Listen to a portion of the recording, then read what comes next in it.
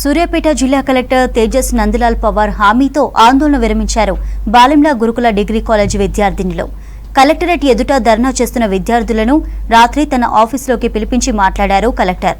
ప్రిన్సిపల్పై చర్యలు తీసుకుంటామని చెప్పారు. దీంతో ధర్నా విరమించారు స్టూడెంట్స్.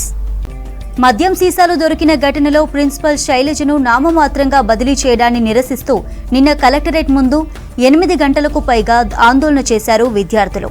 ప్రిన్సిపల్ను సస్పెండ్ చేయాలని కలెక్టరేట్ గేట్ దగ్గర బైఠాయించి ధర్నా చేశారు. దీంతో విద్యార్థులను పిలిపించి మాట్లాడారు కలెక్టర్.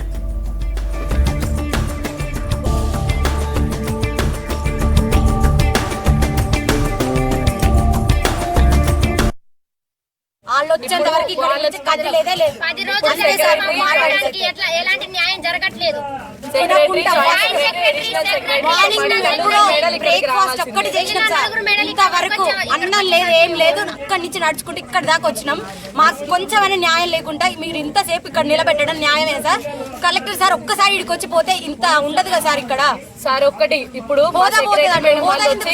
మా కోసమే కదా వర్క్ చేసేది, పబ్లిక్ కోసమే కదా సార్. ఇప్పుడు మా సెక్రటరీ మేడం వాళ్ళు వచ్చి కాలేజీలో ఉందంటారు, అక్కడ కాదు మేము ఇక్కడ ఉన్నాం.